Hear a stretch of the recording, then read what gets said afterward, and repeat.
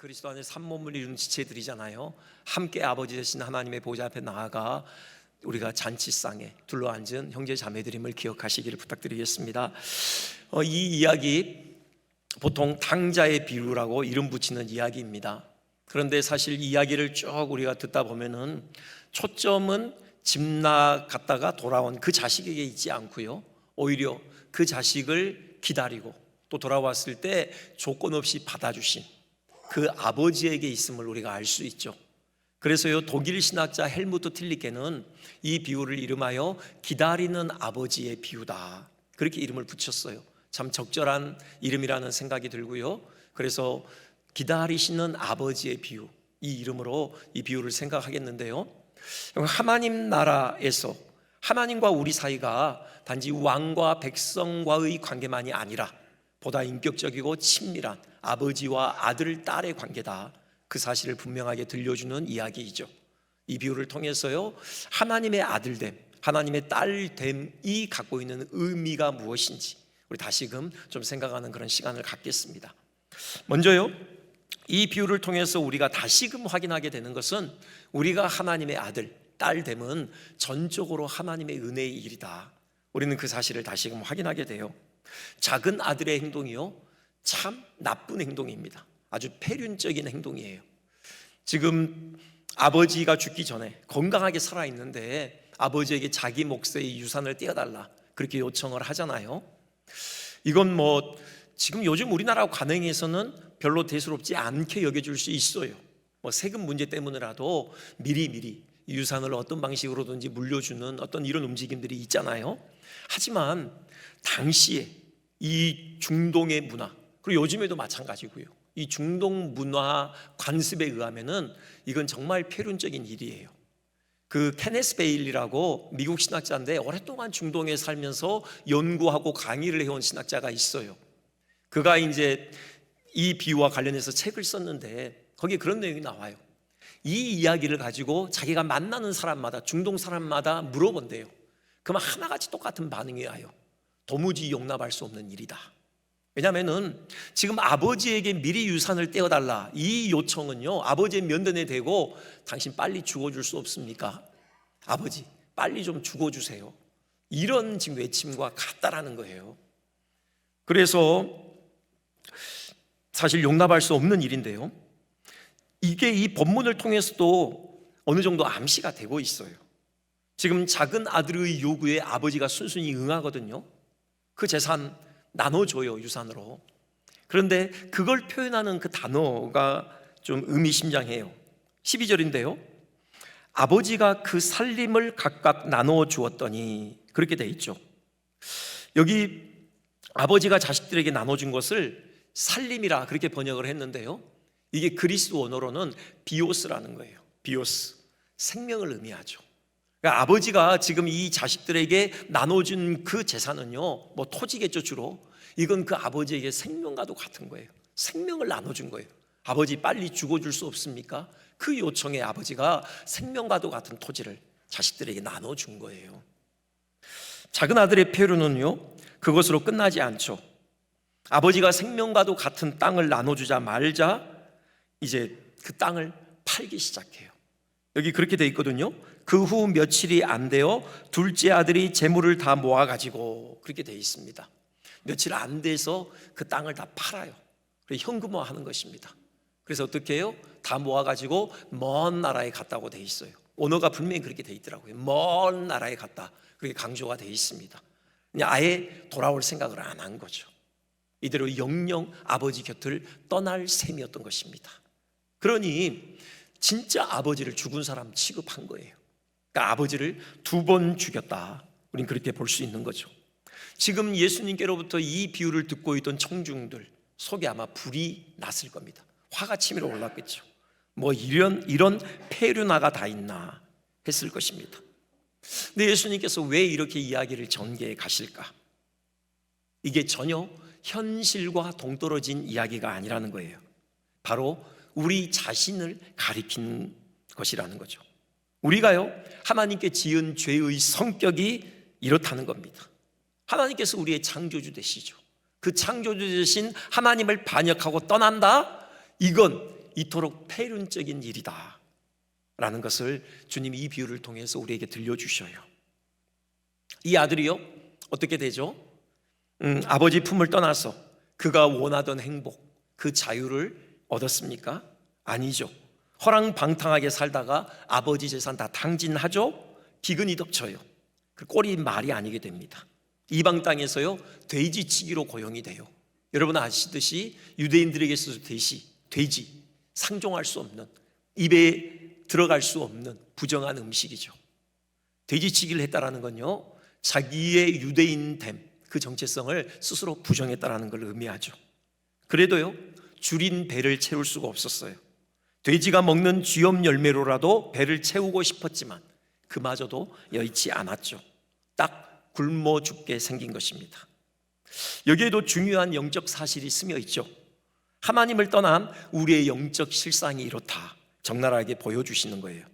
하나님을 떠나면요, 자유로운 세상이 열릴 것 같지만 결코 그렇지 않아요. 자유가 아니라요, 비참한 노예로 전락하게 돼요. 우리 영혼은 헐벗고 굶주리게 되는 것입니다. 결국 이 아들이 거지꼴로 아버지 집에 돌아옵니다. 자기 스스로 고백하듯이 자기는 도무지 아들로 받아들여질 수 없는 무자격자예요. 아무런 자격이 없죠. 그저 품꾼으로라도 아버지가 받아들여 주기를 기대하는 마음으로 돌아왔어요. 그게 누가복음 15장 18절부터 19절에 그의 고백이 나오죠. 그런데요, 전혀 기대하지 않던 일이 벌어져요. 아버지가요, 자기에게 달려옵니다. 와락 끌어안아요. 그리고는 입을 맞춥니다. 이 입을 맞춘다, 이건요, 용서와 화해를 의미하는 표식입니다. 당시 입맞춤의 의미에는 화해와 용서의 의미가 담겨 있었어요. 보통 그 마을에서 대판 싸움이 일어나잖아요. 이제 진정되고 화해를 해야죠. 그러면 그 싸움에 관여된 사람들 중에 주도적인 사람이 그 상대편 사람을 끌어안는 겁니다. 입을 맞춰요. 화해하자, 용서하겠다, 용서해달라. 바로 이런 의미를 담고 있어요. 아버지가 아들을 끌어안고 입 맞췄다. 그 모든 지난날의 폐륜적인 행위 다 잊어버린다는 겁니다. 완전히 용서하겠다라는 의미를 담고 있어요. 그리고요, 종들을 시켜서 아들에게 좋은 옷을 입힙니다. 옷, 이 또한 아버지의 아들을 향한 사랑을 의미하는 상징물이에요. 여러분 야곱 생각하시면 돼요. 야곱이 12아들들 중에 요셉 특별하게 사랑했잖아요. 그 요셉을 향한 특별한 사랑이 드러난 증거가 있죠.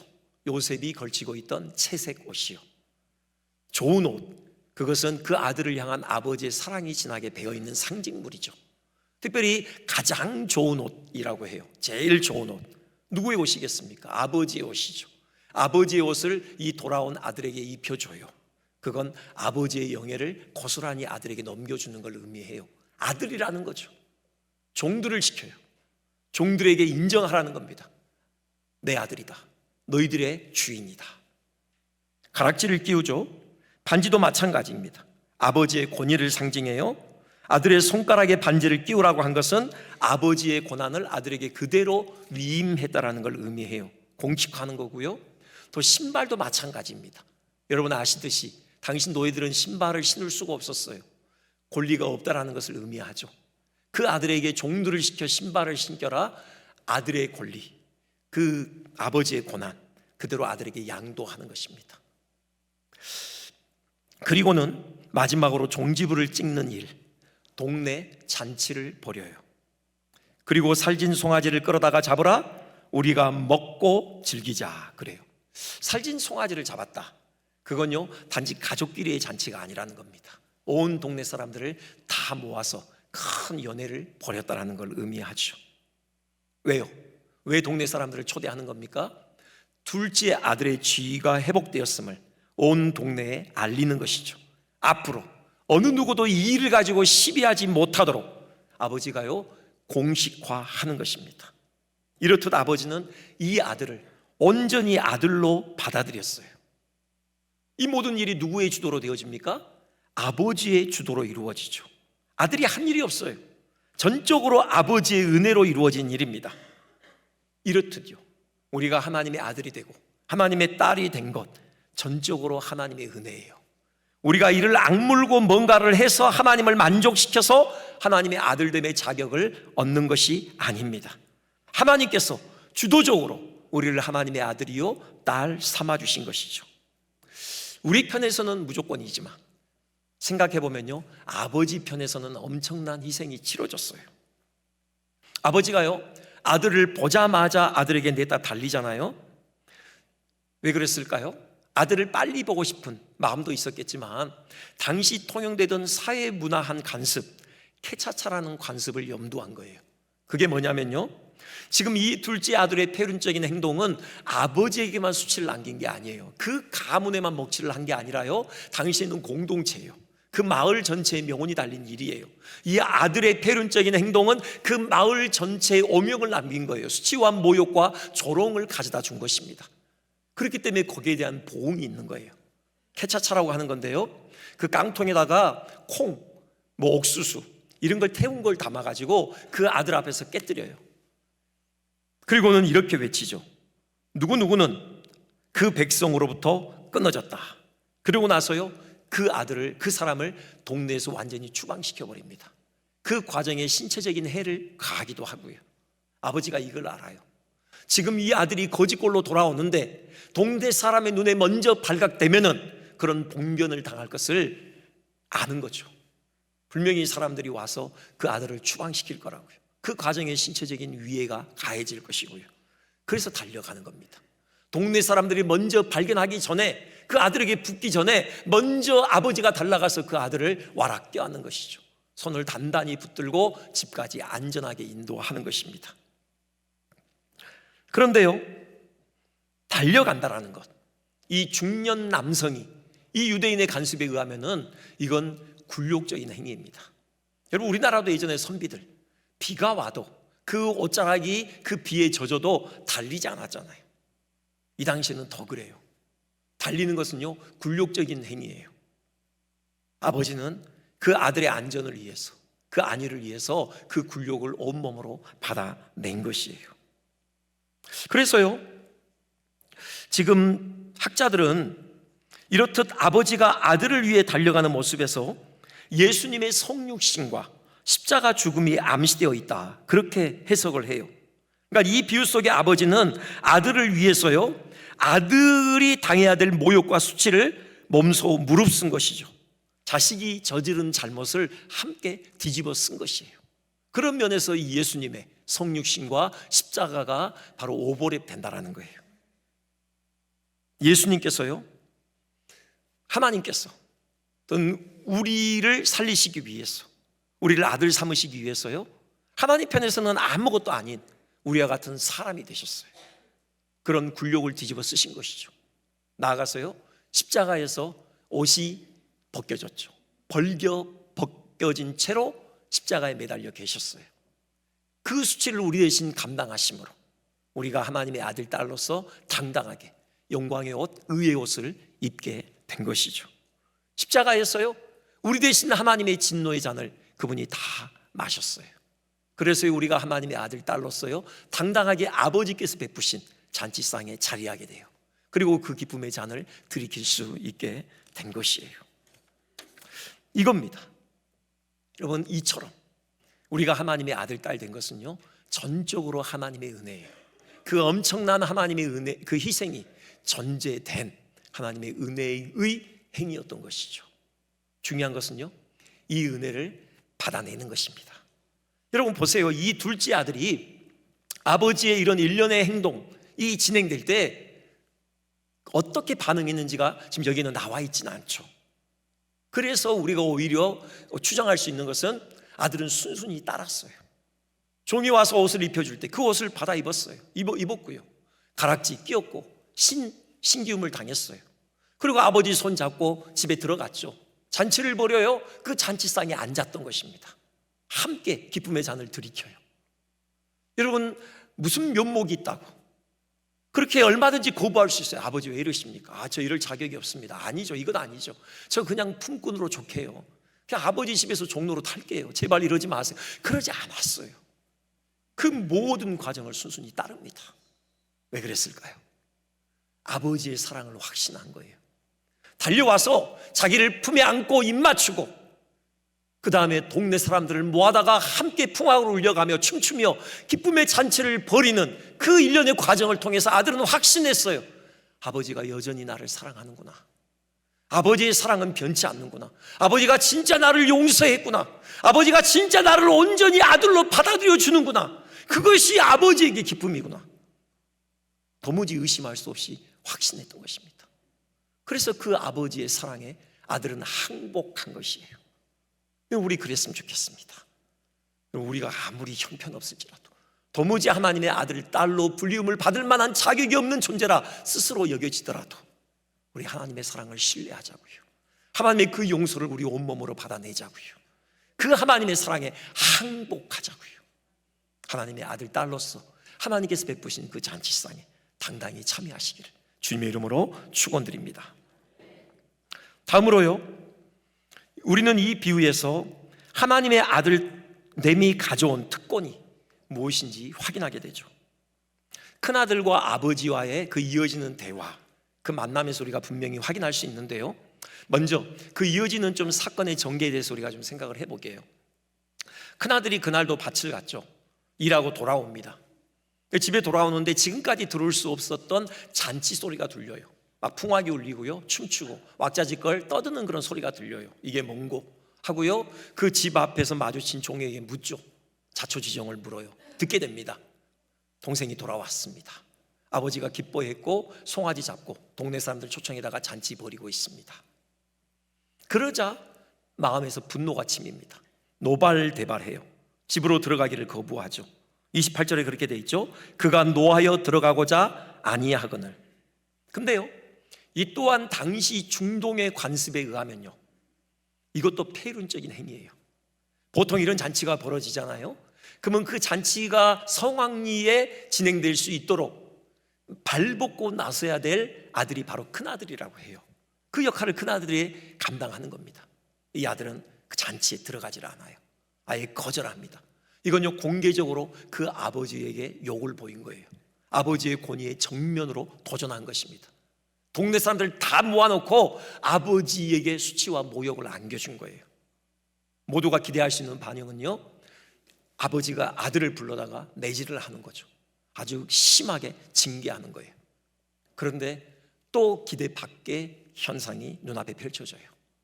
아버지가요, 그 큰아들을 설득하기 위해서 몸소 뛰쳐나갑니다. 달려나가요. 여러분, 둘째 아들을 맞이하기에 달려나갔을 때의 그 굴욕을 이번에 큰아들을 위해서 한 번 더 감수하는 거예요. 큰아들을 향한 아버지의 사랑이죠. 근데 큰아들은 그 사랑 외면해요. 그리고 불평을 쏟아놓기 시작하죠. 29절입니다. 내가 여러 해 아버지를 섬겨 명을 어기며거늘 내게는 염소 새끼라도 주어 나와 내 벗으로 즐기게 하신 일이 없더니. 자, 이 내용이 담고 있는 의미 조금 이따 생각하기로 하고요, 여기에 대한 아버지의 답변, 이것입니다. 예, 너는 항상 나와 함께 있으니 내 것이 다 네 것이지 않냐, 이렇게 말씀하셔요. 여기에 하나님의 아들됨의 특권이 드러나 있어요. 먼저 너는 항상 나와 함께 있으니, 바로 하나님과 함께 있는 것이죠. 하나님의 임재를 의미하는 것입니다. 하나님과의 깊고도 친밀한 사랑의 교통을 나누는 것, 이것이 하나님의 아들됨, 하나님의 딸됨의 특권이에요. 우리 마음에 깊숙이 자리한 그 정서 중에요, 향수라는 게 있어요. 그렇죠? 그 떠나온 고향을 그리워하는 그 감정이에요. 영어로는 노스텔지어라고 부르는데요, 그 단어의 어원을 보면은 그 통증이라는 의미가 담겨 있어요. 노스토스 라틴어인데요, 집으로 돌아가다. 그 다음에 알고스, 그건 통증. 그러니까는 그 고향을 향한 그리움이 그만큼 강렬해서 통증처럼 느껴진다, 뭐 그런 의미죠. 주로 이제 뭐 냄새, 어떤 뭐 특정한 시간, 어떤 특정한 분위기, 그때 이 향수가 이제 일어나는 것을 우리가 보죠. 또 강렬하게 일어나는 것을요. 저 개인적으로는 그 석양역 김치찌개 냄새, 저는 그때마다 늘 떠오르는 어릴 적 한 장면이 있어요. 아이들하고 동네에서 놀다가 이제 석양역이 되면 집에 들어가잖아요. 그때 그 담장 너머로 풍겨오는 어머니가 끓이고 있는 김치찌개 냄새, 그게 저는 참 잊혀지지 않아요. 늘 그때 그 장면이 어렴풋이 떠오르거든요. 아련한 어떤 그 고향에 대한 그리움이죠. 근데 흥미로운 건 뭐냐면요, 그 아련한 고향에 대한 그리움의 정서가요, 막상 그 고향 땅을 밟잖아요. 그 장소에 가잖아요. 근데 해소가 안 돼요. 여러분, 그런 거 경험하지 않습니까? 정말 그리워서 막상 딱 가면은 이게 아닌데, 뭐 여전히 그 아련한 그리움은 가슴 한켠에 남아 있어요. 그 이유가 있습니다. 우리는 성경에서 그 이유를 발견할 수 있어요. 우리는요, 모두 하나님의 동산에서 살도록 창조되었어요. 하나님의 임재로 충만한 에덴 동산이 바로 본래 우리의 집이었죠. 비극적이게도 아담의 타락과 함께 우리는 그 동산에서 쫓겨나게 된 거예요. 하나님의 그 충만한 임재가 있는 하나님의 동산에서 쫓겨나 유랑하게 된 거죠. 우리는 누구와 할 것 없이 다 영적 실향민이들입니다.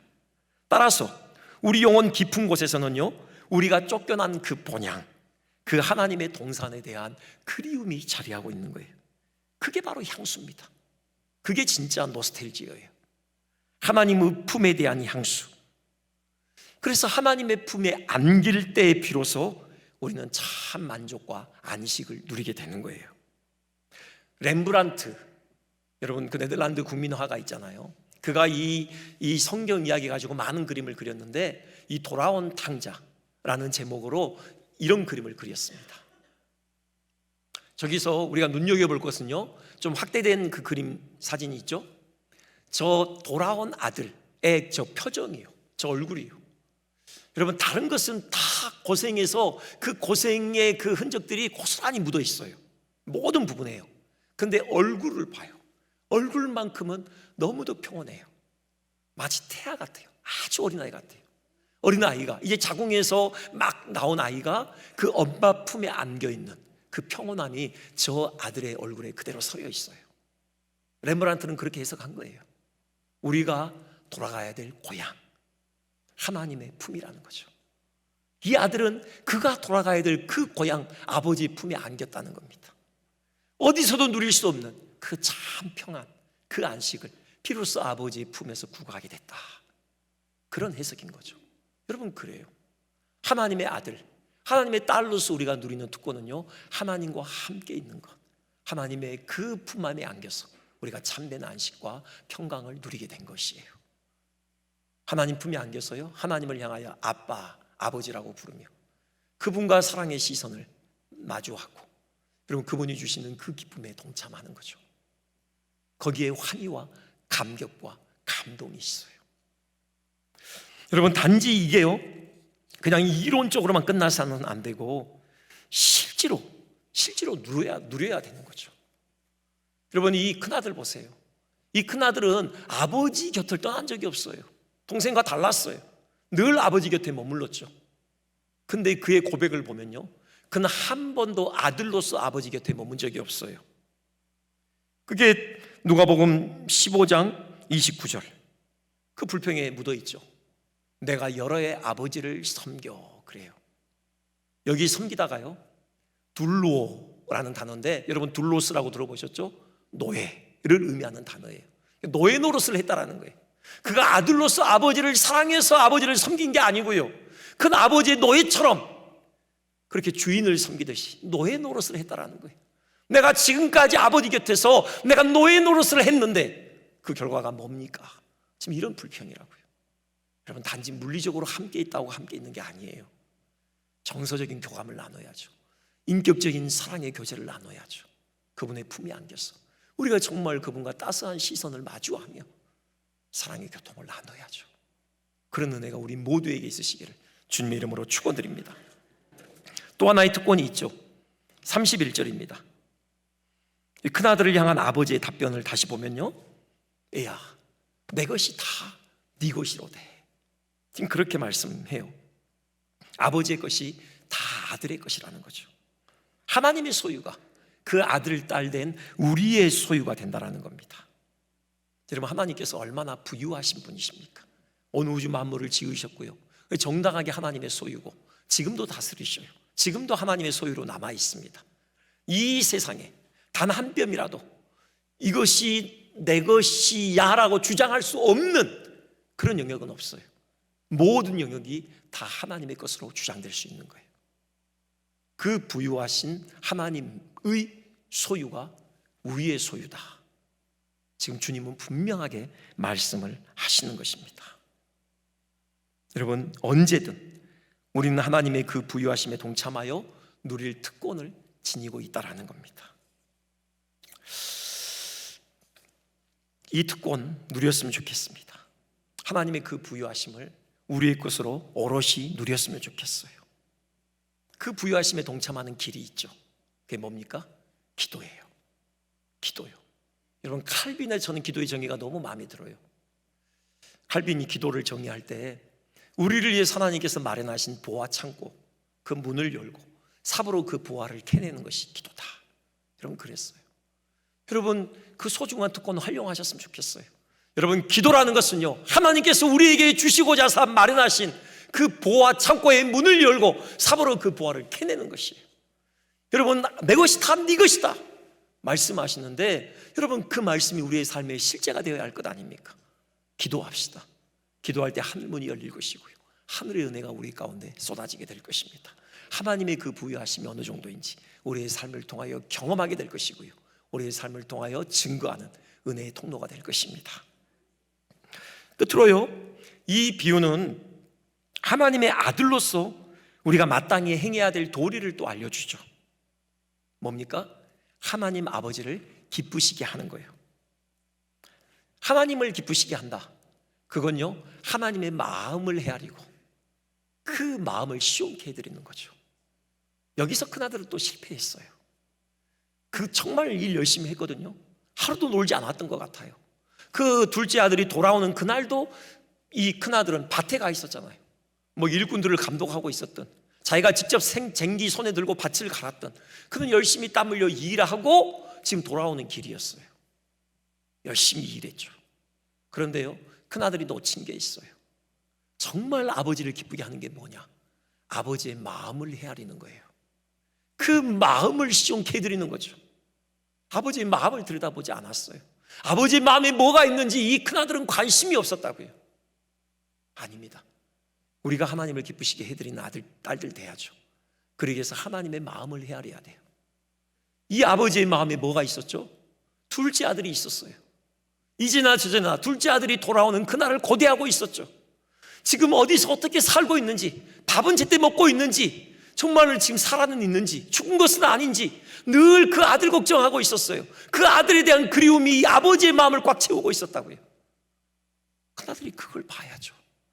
그러면 그 아버지의 마음을 시원케 해드리기 위해서 뭘 해야 돼요? 떠나야 하는 거예요. 그 동생 찾기 위해 떠나야 하는 거죠. 여러분, 흥미로운 대목이 있는데요, 지금 이 비유가 이 누가복음 15장에서 세 번째 비유입니다. 잃은 양의 비유가 있고요, 잃은 드라크마의 비유가 있어요. 그리고 이 잃은 아들의 비유가 있는 겁니다. 그 구조가 똑같아요. 잃은 양의 비유, 양 한 마리를 잃어버리잖아요. 그냥 놔둘 수가 없어서 찾기까지 산으로 들러 찾아 헤매요. 그러다가 찾죠. 어깨에 메고 돌아와요. 동네 사람들 초대에다가 다시 찾은 그 기쁨을 나눕니다. 잃은 드라크마 비유 똑같아요. 한 드라크마 잊어버렸어요. 그 잃어버린 드라크마 찾기 위해서 온 집안을 쓸고 다니죠. 결국 찾아내요. 그래서 동네 사람들 초대에다가 또 기쁨을 나눠요. 이 비유도 똑같아요. 서론, 아들 잃어버렸죠. 결론, 그 잃은 아들 다시 찾았어요. 그래서 동네 잔치를 통해서 그 기쁨을 나눠요. 그런데요, 앞서 두 비유와 이 세 번째 비유가 다른 점이 있어요. 찾으러 다니는 과정이 없어요. 지금 이 비유를 세 번째 듣고 있던 이 청중들은 당연히 잃어버린 아들을 찾기 위해 누군가가 찾아 나설 것이다 기대했을 거예요. 근데 그게 없어요. 의도적이겠죠. 누가 찾아 나서야 돼요? 이 큰아들이 찾아 나서야 된다라는 거예요. 이 큰아들이 그 동생을 찾아서 온 세계 방방곡곡을 다니는 그 그림이 나와야 돼요. 그게 생략돼 있어요. 그게 문제라는 거죠. 우리가 하나님의 아들, 딸로서 하나님의 마음을 시원케 해드린다. 여러분, 잃은 영혼을 찾아다니는 거예요. 왜요? 하나님의 마음에는 그 잃은 영혼들이 있거든요. 그 잃은 영혼을 향한 그 그리움으로 하나님의 마음은 꽉 차 있어요. 우리가 정말 하나님을 기쁘시게 하고자 하는 하나님의 아들, 딸이라면 우리 그 마음을 헤아리고 우리도 하나님의 마음에 있는 그 영혼을 우리 가슴에 품어야 해요. 그리고 그 영혼을 찾아서 우리 나가야 해요. 하나님께서 당신을 기다리셔요. 하나님께서 당신을 사랑하셔요. 당신이 돌아오기를 고대하고 계셔요. 당신을 위하여 눈물 짓고 계셔요. 그 하나님의 사랑을 전달해 줘야 해요. 복음을 증거해야 한다고요. 그 손 이끌고 아버지 집으로 함께 돌아와야 해요. 우리 새생명 축제 올해 또 합니다. 6월 6일, 7일, 8일 집회가 있을 겁니다. 6일 저녁, 금요일 저녁이거든요. 휴일이긴 하지만 하려고 합니다. 저녁, 그 다음에 토요일 아침, 토요일 저녁 3번에 걸쳐서 새생명 축제를 위한 부흥 집회가 있습니다. 그리고 6월 8일 주일 1부, 2부, 3부 새생명 축제를 위한 예배가 진행됩니다. 강사 목사님은요, 안산 동산교회 원로 목사님이신 김인중 목사님이 오셔요. 6번 집회 다 설교를 다르게 해주겠다, 그렇게 약속을 하셨습니다. 여러분, 이제 2달 남았습니다. 우리 4월 첫째 주에 발대식을 할 건데요, 여러분, 우리 2달 동안 우리 하나님의 마음을 삽시다. 우리 하나님의 마음을 우리의 마음으로 품읍시다. 하나님의 마음에 있는 그 영혼 우리 마음에 품자고요. 그리고 그 영혼들을 위해서 기도하고 전도하고 섬기고 그 손을 이끌고 우리 그날 아버지 품으로 나옵시다. 그런 은혜가 우리 모두에게 있으시기를 주님의 이름으로 축원드립니다.